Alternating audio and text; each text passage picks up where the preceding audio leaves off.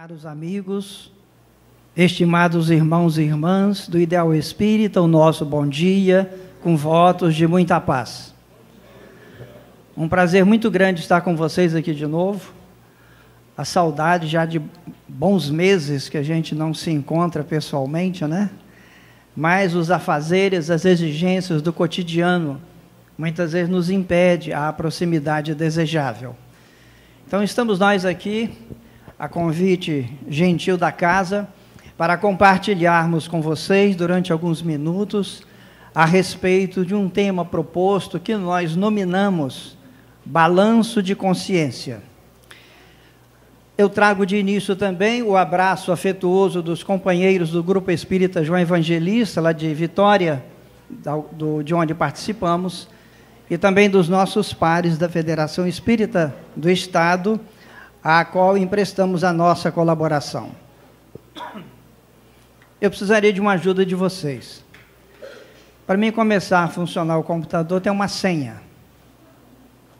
Eu esqueci um detalhe. A senha é o nome da esposa de Allan Kardec. Amélie Boudet. Ótimo, Amélie Boudet. Tem um dado. Havia uma diferença de idade. Amélie Boudet era alguns anos mais velha do que Kardec. Quantos anos? Alguém? Mais. Um pouquinho mais. Menos. Menos. 9. Amélie Boudet, 9 anos.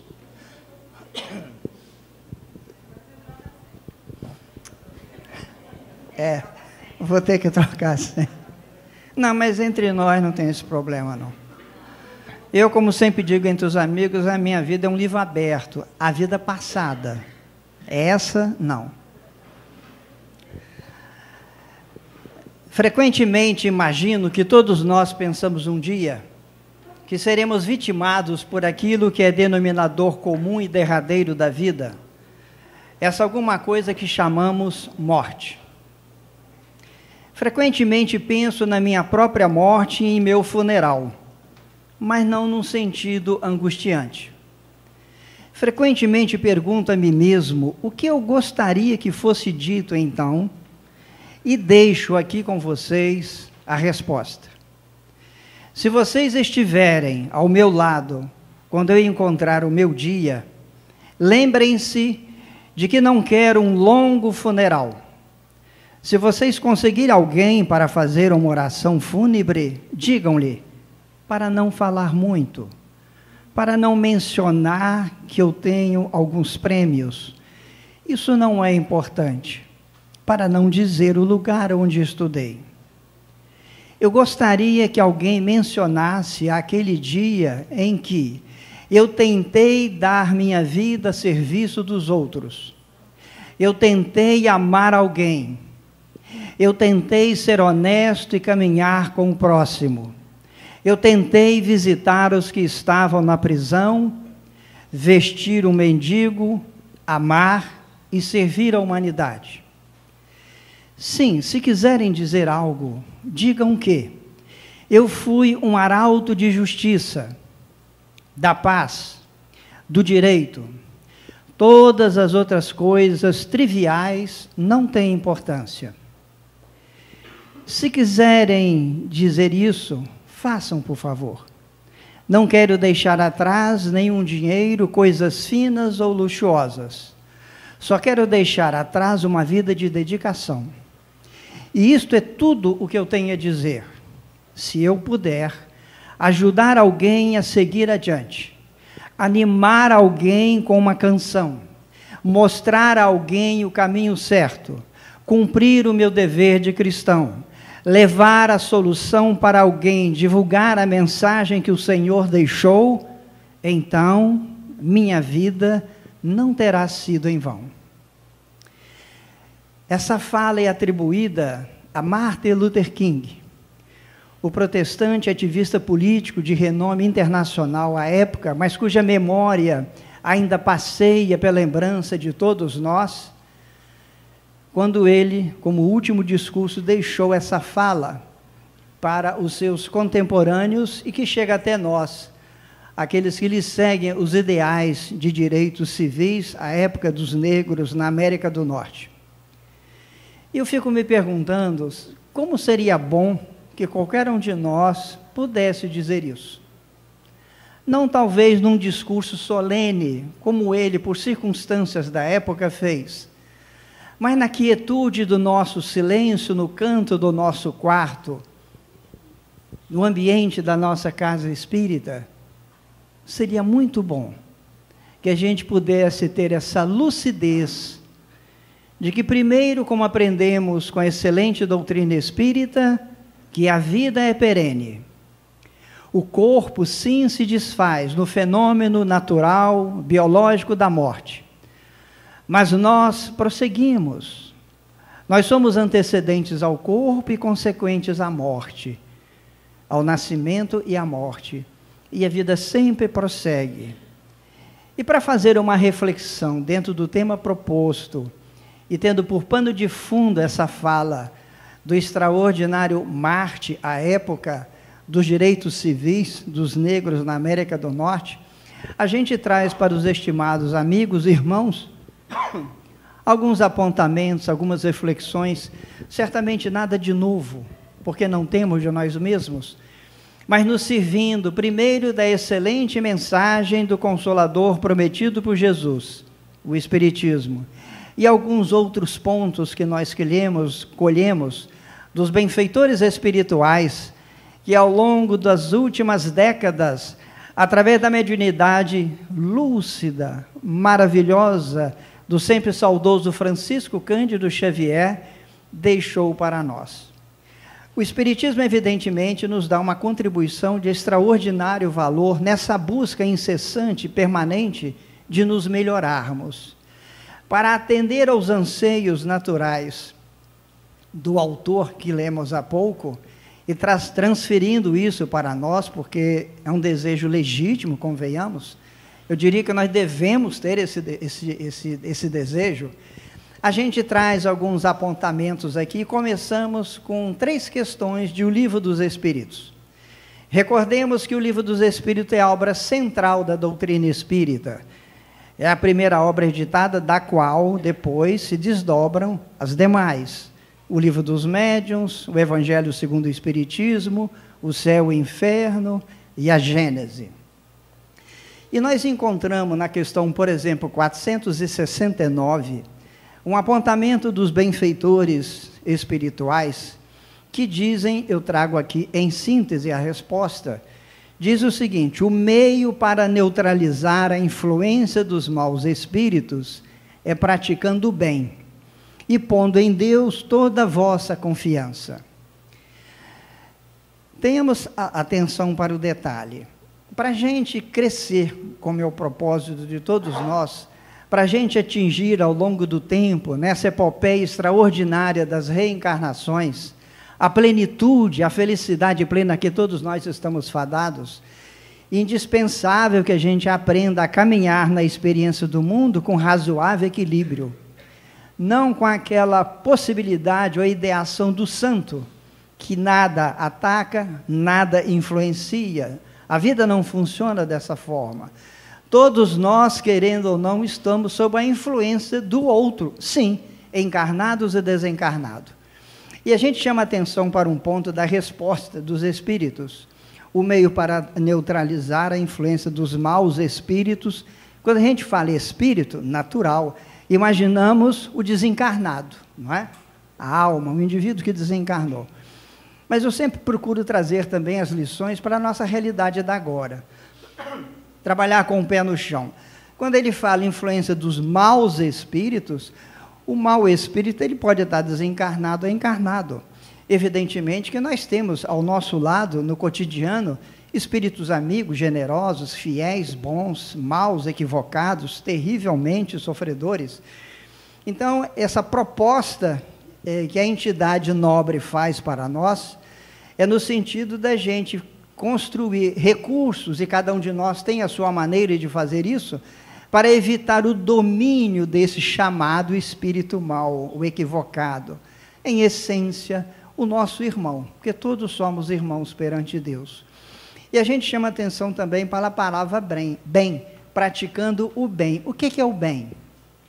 Se a gente for querer conceituar o bem, nós temos uma larga margem de possibilidades aqui.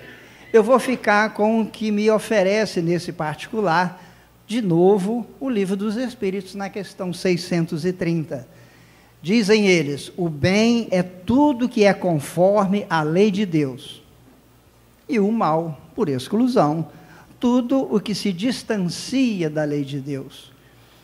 Então veja que muitos de nós, ou quase todos nós, que nos movimentamos no mundo na tentativa desse esforço permanente de autossuperação, e a gente às vezes fica procurando receita de bolo definitiva, para que essa receita aplicada nos possa proteger, à semelhança de uma redoma, de que qualquer influência ruim não nos chegue. Isso não existe, isso não existe. Recordemos que o próprio Senhor, quando no mundo, na sua experiência humana, esteve a abraços com todas as influências à sua volta, boas, generosas, felizes, mas aquelas também que lhe tentaram obstar, inibir toda a sua missão, como conhecemos pela própria história. Então, bem é tudo que é conforme a lei de Deus. Se talvez alguém perguntar assim, mas como é a lei de Deus? Aí tem que ser outra palestra, tem que ser um seminário. Mas, na verdade, nós entendemos, imagino, que o bem é aquilo que se movimenta em clima de dignidade, de confiança, de apreço e respeito, que tanto se fala hoje, da exercício da cidadania, e por aí vai. E a terceira questão que nós encontramos nesse particular é de número 642, em que o Espírito diz o seguinte: para agradar a Deus e assegurar a sua posição futura, nossa, não praticar o mal não basta ao homem. Veja que interessante. Não fazer o mal não basta. Cumpre-lhe fazer o bem no limite das suas forças, porquanto responderá por todo o mal que haja resultado de não haver praticado o bem. Esse conceito, essa proposta espírita, ela é um diferencial no campo da fé, da religião, e avançando mais dos fundamentos da teologia. Às vezes a gente se acomoda, não é? Não, mas eu não faço mal. Eu trabalho, cuido de casa, sou bom marido, bom profissional, bom pai, vamos imaginar, mas eu não faço mal algum, nunca roubei nada. Que bom que a gente já consiga fazer isso. Mas nós precisamos avançar. A mensagem espírita, na sua essência, como a própria essência do Evangelho do Senhor, é um estímulo permanente à autossuperação, à conquista de degrau novo, de conhecimento mais amplo, e para a prática que precisamos de exercitar.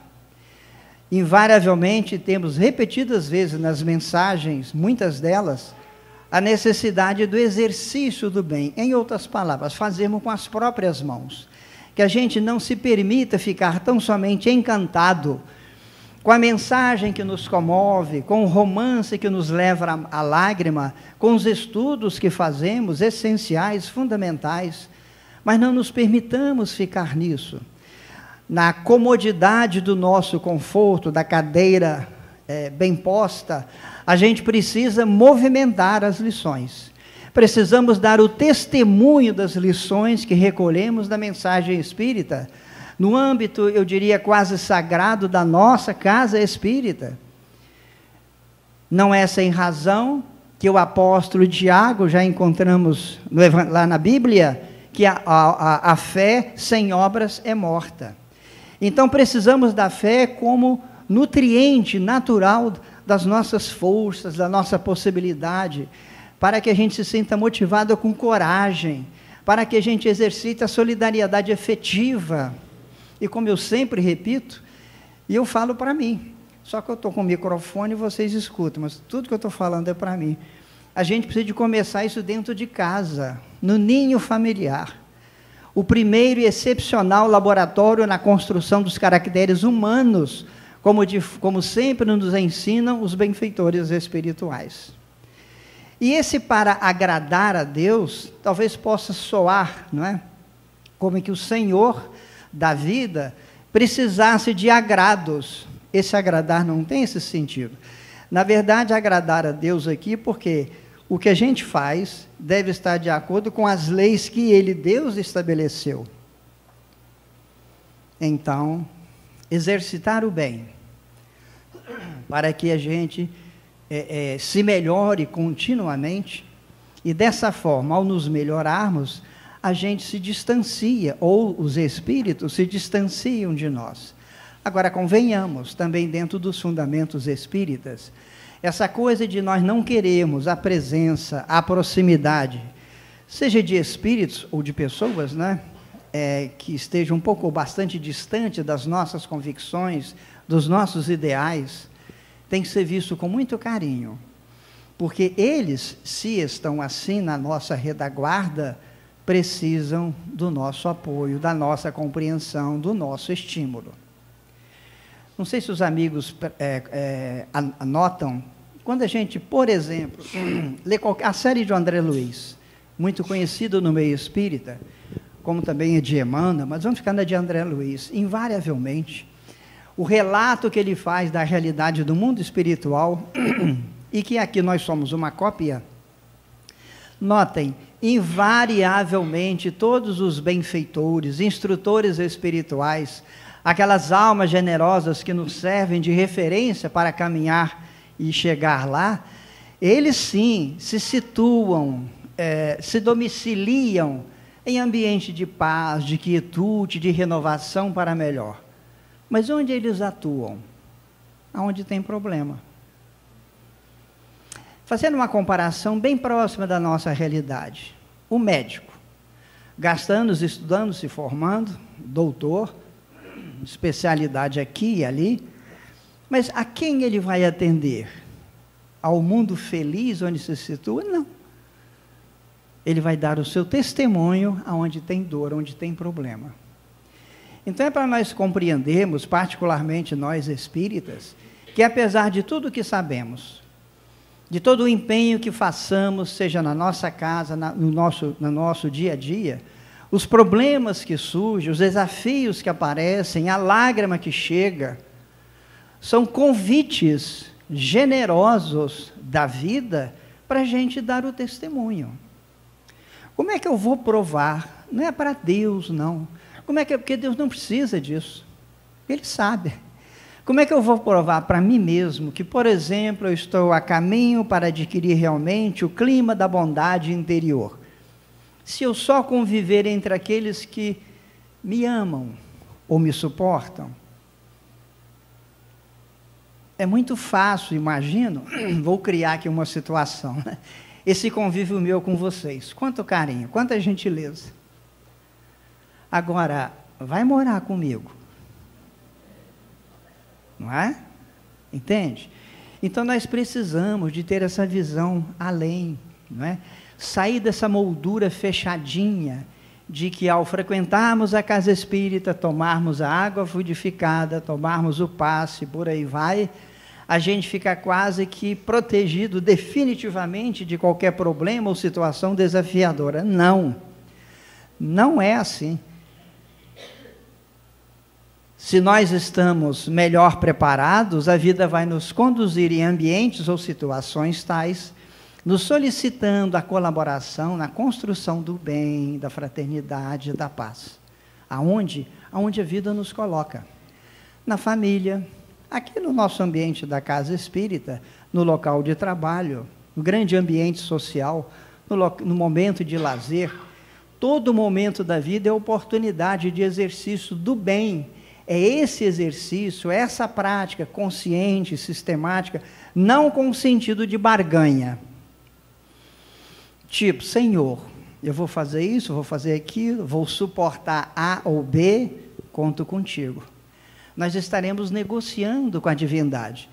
E convenhamos que a divindade não se presta a isso. Isso é muito comum para nós, os humanos, ainda. A barganha, o chamado jeitinho brasileiro.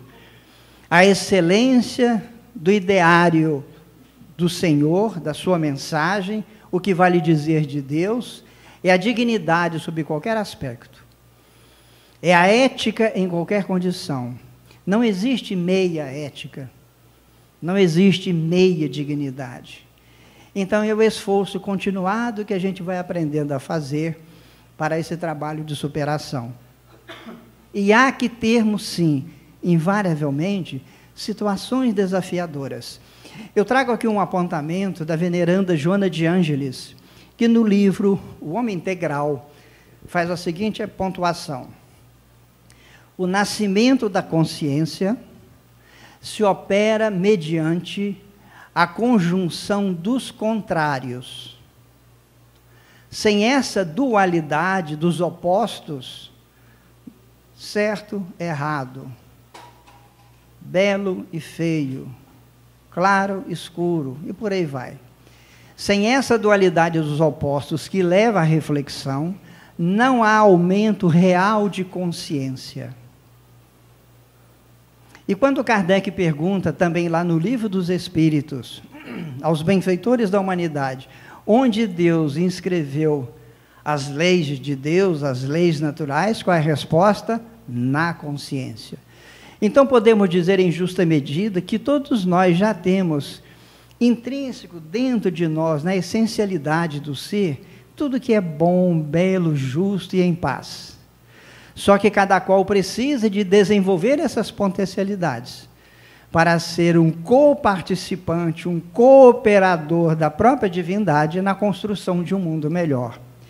E o mundo será melhor, o mundo estará em paz, sem as terríveis guerras e dramas humanos que assolam até hoje, na medida em que cada um de nós, dentro de si, possa construir e movimentar-se nesse clima de calma, de paz. Talvez alguém pergunte, mas olha, é difícil, você não conhece a minha vida. Sim, mas ninguém disse que é fácil. Penso que o que a gente deve ter como vetor que nos estimule sempre a essa consciência é o seguinte: mas não é impossível. Se não é impossível, chegaremos lá. Veja, tenho para mim, apenas referindo-se a uma frase de Jesus, que a divindade acredita em nós, na criatura. Diz ele em dado momento: ser perfeito como perfeito é o Pai que está no céu. A voz é imperativa, ser perfeito. Ou seja, você pode chegar lá. E tanto pode que nós temos exemplos extraordinários na experiência humana. Quantos irmãos de agora ou do passado servem muitas vezes como referência para nós? Quem não se lembra, por exemplo, de um Chico Xavier? Não somente como médium, extraordinário médium que foi, singular em todas as civilizações, mas o Chico Xavier como homem, como cidadão.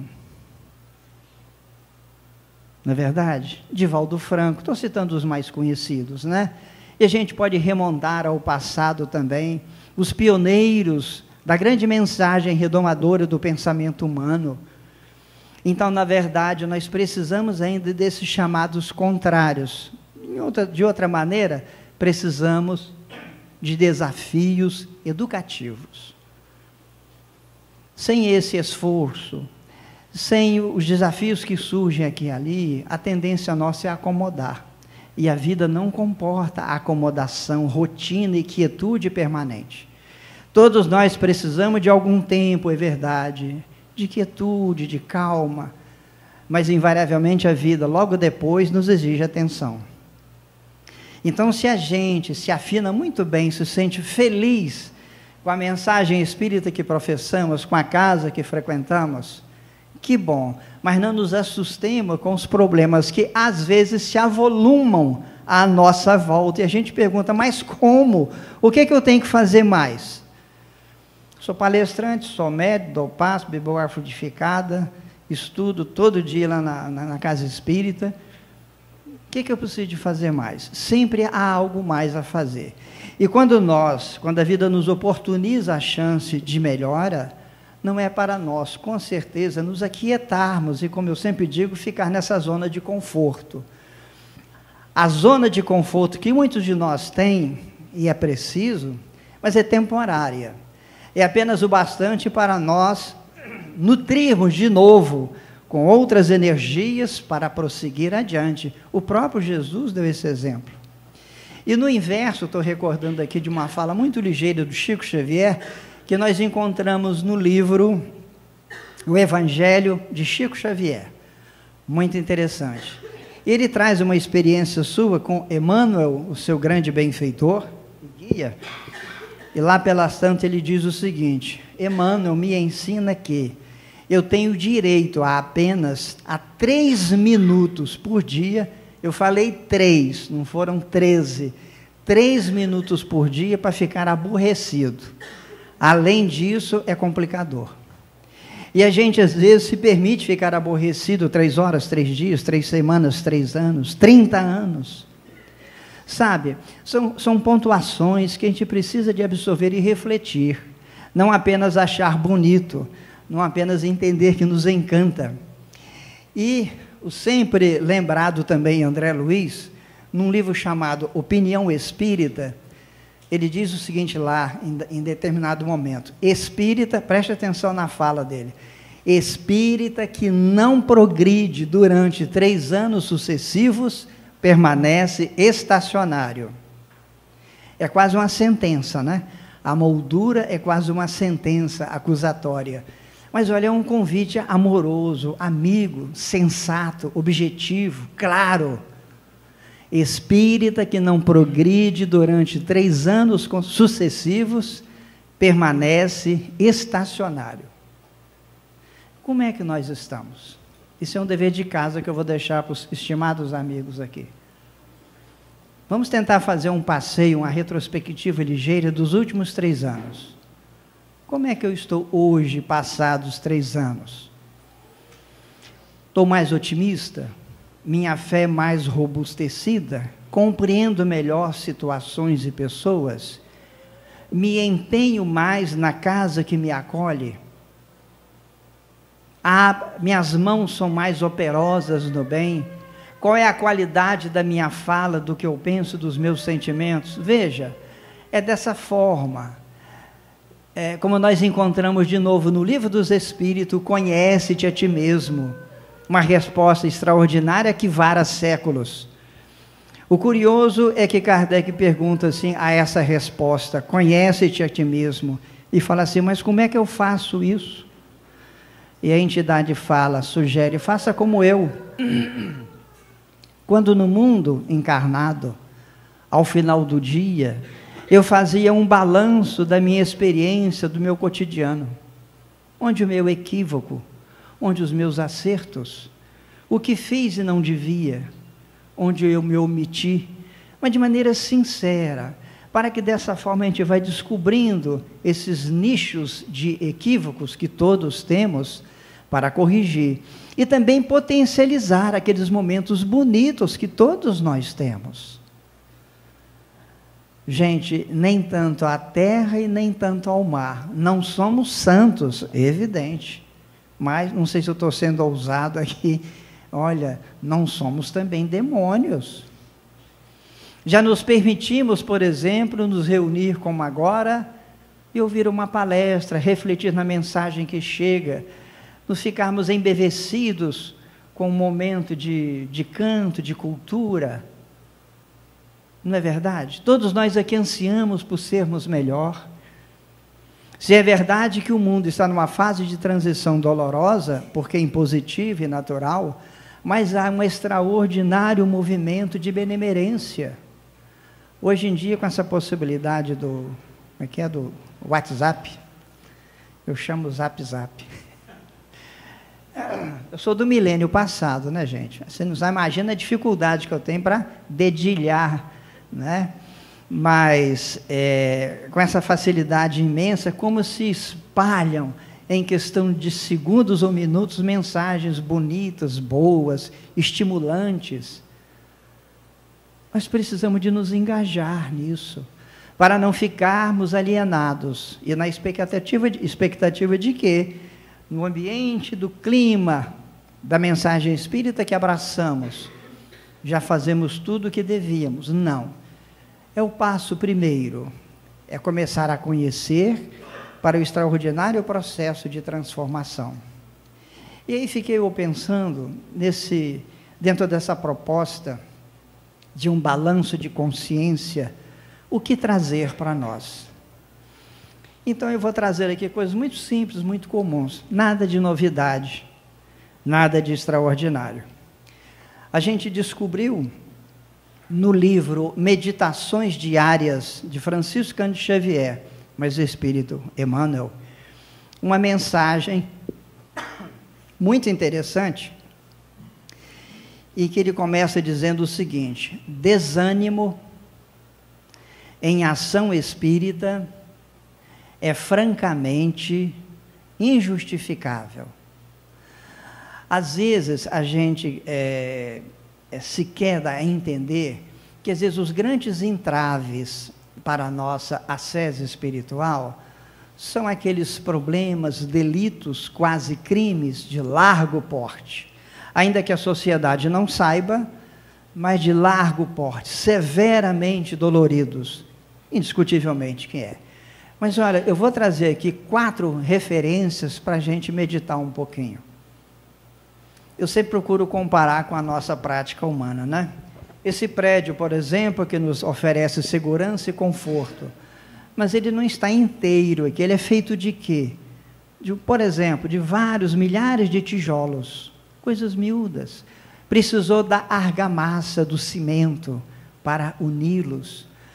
Todos esses adereços em volta que embelezam, encantam. Veja, na verdade, são as coisas pequenas e miúdas que dão sustentação às grandes edificações. E para edificarmos-nos no campo do bem, no ideário do amor, é indispensável a gente não dispensar algumas coisas miúdas que a gente às vezes não percebe. Então o que eu vou trazer aqui agora são, como eu disse, 4 enfermidades da alma, que muitas vezes a gente nem imagina: desânimo, desalento, esmorecimento e indisposição. O desânimo. O Emmanuel começa a dizer assim: se somos ludibriados na expectativa honesta em torno de pessoas e acontecimentos, desânimo nos indicaria o propósito da infabilidade, condição incompatível com qualquer espírito em evolução. Não sei os amigos, isso me encanta. Se somos ludibriados, e quem de nós não é ludibriado? Às vezes na experiência humana, né? Esses ataques de internet, essas coisas, tomam da gente dados pessoais, número de cartão, clonam, e por aí vai. Às vezes nos negócios pequenos ou grandes, pessoas da nossa proximidade nos enganam, pessoas afins nos enganam. Então ele diz, se somos ludibriados na expectativa honesta em torno de pessoas e acontecimentos, desânimo nos indicaria o propósito da infalibilidade. E quem de nós é infalível? Não existe, nenhum de nós é infalível. Então o que a mensagem, por exemplo, diz, entre outras inferências, é o seguinte: olha, se acontecer um problema desse, não se permita ficar encaixotado num desânimo e partir para aquelas afirmativas, ainda que somente inconscientes: o mundo não presta, não acredita em mais ninguém, homem não presta, mulher não presta, o mundo está um caos, o mundo é um vale de lágrimas. Não é um vale de lágrimas, o mundo é um vale que tem lágrimas, mas tem flores, tem doença, mas tem remédio, tem desequilibrados, mas tem santos. Sabe, é esse olhar mais nobre, generoso para a vida à nossa volta. E quando na proximidade do nosso dia a dia, dentro às vezes da própria família, quem de nós não tem problemas, não é verdade? Todos nós temos, uns mais, outros menos, problemas pequenos, miúdos, passageiros, outros mais demorados, sob qualquer aspecto, a doença que chega, a enfermidade que não cessa, a atitude desavisada desse ou daquele parente ou familiar. Então, tudo isso, amigos, é a vida nos convidando ao exercício do que aprendemos aqui, do que aprendemos com o Evangelho, do que aprendemos com a mensagem espírita.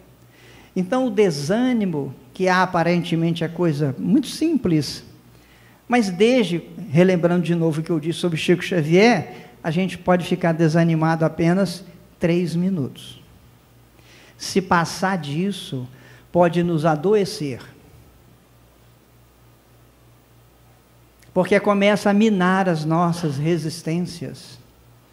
Aí, às vezes, muito ao gosto de nós espíritas, aí falamos, por exemplo, olha, eu me sinto sob a influência terrível de obsessores. Possivelmente esteja. O que eu faço?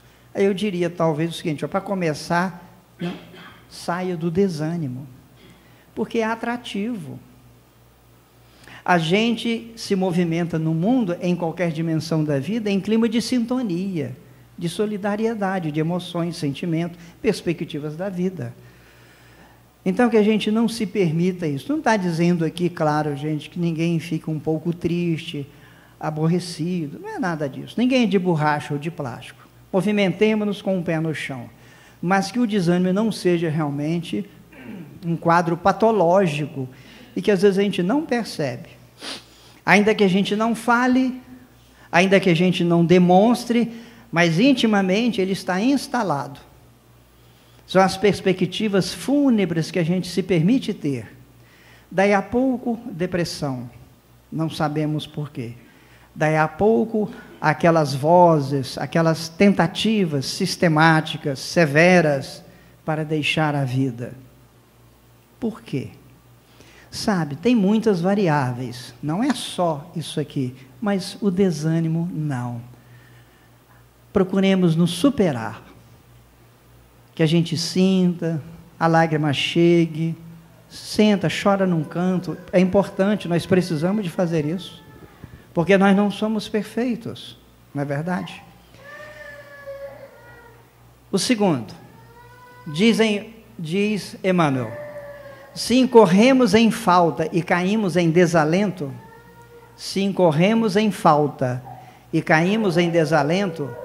isso mostraria que andávamos sustentando o juízo excessivamente benévolo acerca de nós mesmos, quando sabemos que por agora somos simples aprendizes na escola da experiência. Quem de nós não erra? Quem de nós não se equivoca? Às vezes com a melhor das intenções. Não é verdade? Eu vou me permitir aqui um exemplo pessoal, mas não é modelo. O exemplo que eu dou é porque eu errei. Há muitos anos, a minha filha mais velha chegou naquela fase de procurar emprego. Ela queria trabalhar, ainda muito jovem, mas queria alguma coisa. Então, começamos, eu ajudei, claro, o famoso, como é que é? Aquela relação de atividades, o currículo. E começamos lá. Então, eu preparei para ela e tal, e ajudava, distribuía aqui e lá e tal. E, às vezes, ela queria alguma coisa, precisava de comprar qualquer coisa, e sempre ela ia, tínhamos carro, a disponibilidade imediata, vamos lá. E, enfim, a gente ficava quase que colado nela, né? E um dia eu comecei a perceber que ela não estava muito bem, apesar de todo o esforço, e a vida relativamente tranquila. Falei, filha, o que está havendo? Estou resumindo a história. Apesar de todo esse esforço, meu, seu, mas tem alguma coisa que está faltando? Eu falei, não, pai, sabe o que é? Você está fazendo tudo para mim, eu não quero. Eu estou precisando de andar com as próprias pernas. Deixa eu levar o currículo. Deixa eu buscar a empresa. Entende que é interessante? E para mim, eu estava fazendo o máximo, porque eu estava carregando ela no colo para tudo que precisasse. E a percepção dela era exatamente o contrário. Pai, não faz isso para mim. Aí a gente acorda. Sabe, a gente se equivoca, às vezes, com a melhor das intenções. Isso é um exemplo miúdo num mar de possibilidades. Então, se a gente errou em algum aspecto, nada de desalento. Não permitamos de novo vestir a capa pesada, enrijecida, para ficar nessa forma. Do erro, invariavelmente, nasce a correção. O processo do conhecimento, ele se sustenta basicamente, de maneira muito simples, em 2 pilares, erro e acerto. Não é verdade? Quando a gente quer construir uma ideia, um aparelho, qualquer coisa, erra-se muito. A história está para mostrar. Então, se a pessoa fica logo desalentada, o desastre é iminente. E eu me recordo aqui, dentro dessa questão de erro e desalento, de lembrar da negação de Pedro. Quem não conhece a negação de Pedro? Não é verdade? Quando Jesus foi preso e começaram a perguntar, você conhece? Pedro? Não, eu nunca vi esse moço. Pedro, um dos pilares do cristianismo nascente. Mas ele não se permitiu o desalento definitivo, corroendo as suas próprias energias e possibilidades. A própria história depois diz, mais adiante, quando ele, esse mesmo Pedro, numa voz altaneira à época para alardear a excelência do cristianismo nascente, se permitiu ou exigiu, inclusive, ser crucificado de cabeça para baixo, porque não merecia ser crucificado como Jesus. Então, veja, se reabilitou. Então, sempre há necessidade desse esforço de renovação pessoal. Erramos? Sim. Não devia, não podia, mas se aconteceu, façamos uma avaliação. Como corrigir? Como não errar mais? E movimentar as possibilidades para a própria autoconstrução. O terceiro, se esmorecermos na tarefa que nos cabe, tão só porque outros patenteiam dentro dela competência que ainda estamos longe de alcançar, nossa tristeza destrutiva apenas nos revelaria a reduzida disposição de estudar e trabalhar, a fim de crescer, melhorar-nos e merecer. Vejam, nós estamos vendo que são palavras talvez, ainda que a gente não fale toda hora, mas são situações emocionais do nosso cotidiano e nos passam despercebido. Se esmorecermos na tarefa que nos cabe, porque a gente não tem competência para fazer outra que tem, que a gente não se entregue a esse esmorecimento. Ao contrário, procuremos aprender para servir melhor, em qualquer circunstância. Nos parece que é um pouco comum entre nós, tipo, tem aquelas pessoas que se diz no popular que tem pavio curto, né? Não, fulano tem pavio curto, eu tenho pavio curto. E se entrega, ou se acomoda nesse pavio curto. Eu fico perguntando, gente, não dá para aumentar esse pavio, não? Mas olha, se eu nasci com um pavio curto, não quer dizer que eu tenha que morrer com um pavio curto. Se eu nasci na favela, não quer dizer que eu tenha que morrer na favela, ser um favelado, sem nenhum demérito para quem nasceu ou mora lá. Então nós precisamos de fazer uma viagem interior, a gente se repensar, porque todos nós temos limitações, ninguém sabe tudo, não é verdade? Quem acha que sabe tudo, eu acho que está perdido, mas ninguém sabe tudo, não faz sentido essa percepção. E compreender que as minhas limitações de agora, que não são por acaso, a vida não funciona em regime de acaso. A não ser que não haja um Deus. Só se a gente parte dessa premissa, que não é o caso. Então a vida não funciona no clima do acaso. Há sempre uma possibilidade, há sempre uma causa anterior, há sempre um propósito divino para cada um de nós. Em nível individual ou na experiência coletiva. Então, se a gente começa a interiorizar essa verdade de forma sincera, não porque ouvi dizer ou achei a frase bonita, evidentemente nós estaremos construindo possibilidades pessoais de sermos melhores, de deixarmos para trás o conhecimento miúdo e avançarmos para aquilo que nos planifica melhor. Então, de novo, se esmorecemos na tarefa que nos cabe, tão só porque alguém é mais competente do que eu, a nossa tristeza destrutiva apenas nos revelaria a reduzida disposição de estudar e trabalhar. E de novo aqui, a gente se recorda, não vamos ampliar por causa do tempo, a experiência extraordinária de Paulo, o apóstolo, e Abigail, a sua noiva, quando encarnado. Nós encontramos uma lição muito bela no livro Paulo e Estevão de Emmanuel. Paulo, depois daquele momento em que percebeu, né, aquele clarão, Jesus, quando ele ia para Damasco, e o Senhor aparece para ele, e ele era o grande perseguidor da época, e pergunta: Paulo, Paulo, por que me persegues? E num diálogo muito ligeiro, como que aquilo lhe arrebentasse por dentro, as amarras que ainda o prendiam às inconsequências humanas. Logo depois ele pergunta: Senhor, que queres que eu faça? E daí começa uma epopeia extraordinária de Paulo. Mas para nós termos o Paulo que hoje reverenciamos, e a maioria dos estudiosos e a própria espiritualidade tem nele a figura central para a difusão sistemática, organizada, definitiva, honesta da proposta do Evangelho, ele precisou de experiências traumáticas severas, como a gente viu. Para começar, foi dispensado de todas as suas possibilidades familiares, nem o pai o queria mais, foi rechaçado, ficou entregue a si mesmo, e em dado momento, muito infeliz, muito sofrido, sem norte na vida, como a gente vê no romance, ele se queda cansado, altas horas da noite, em região próxima de Tarso, e lhe aparecem em espírito Estevão e Abigail. Abigail é que lhe fora noiva, e que o amava, evidentemente, e recordando apenas os verbos que ela lhe orientou, né?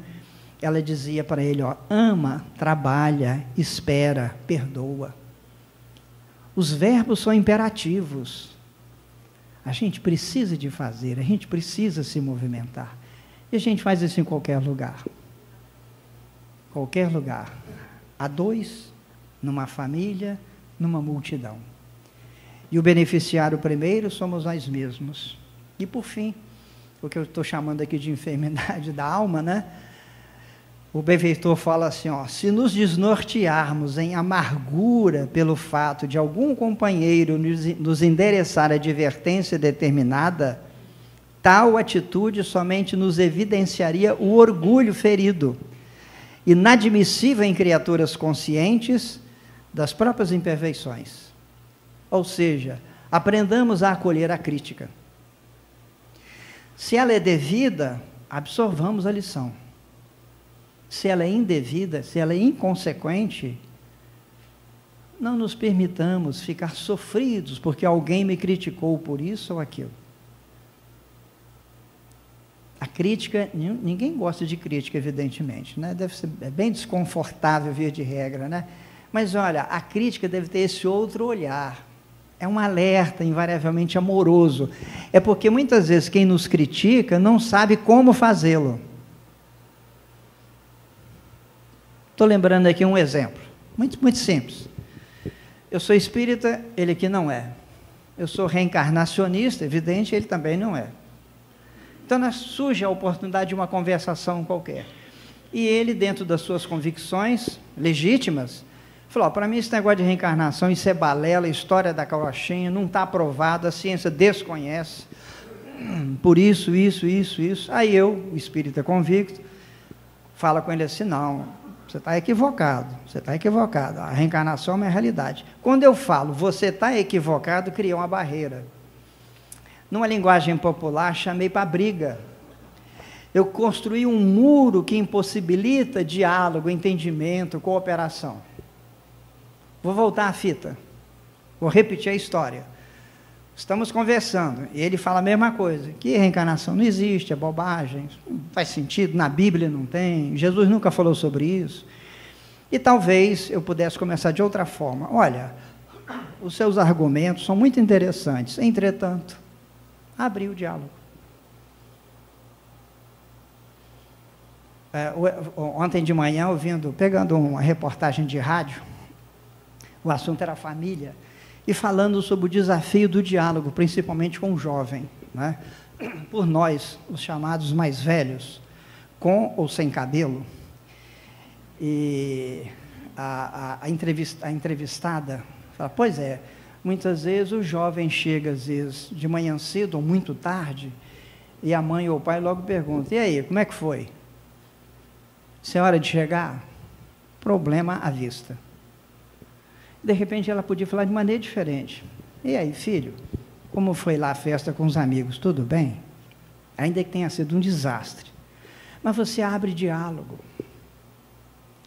Então nós precisamos, com certeza, principalmente ante os fundamentos espíritas que a gente abraça e diz que é com honestidade.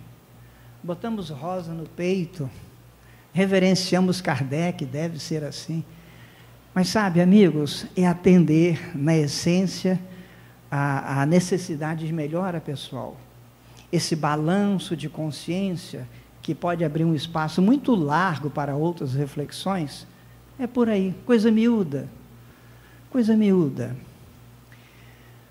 Joana de Ângeles também tem uma frase muito interessante, aceita-te como és, mas esforça-te para seres melhor amanhã.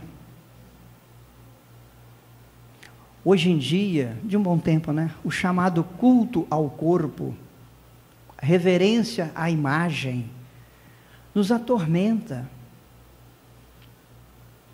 A mídia nos impõe quase a seguinte tentativa de verdade: todos nós somos obrigados a sermos felizes. Ninguém é obrigado a ser feliz agora ou hoje.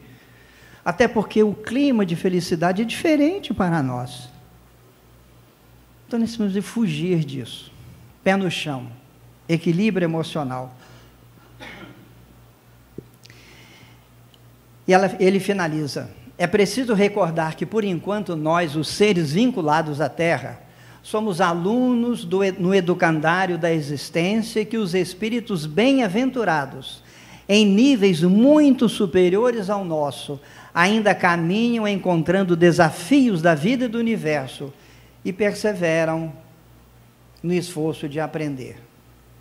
E por fim, amigos, eu me permito brindá-los, encerrando a nossa conversa ligeira de hoje, com quase um poema de Cecília Meirelles.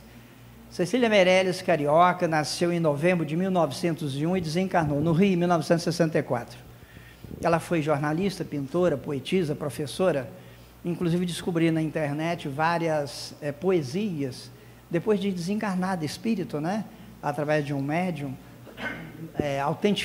dando autenticidade à realidade da alma.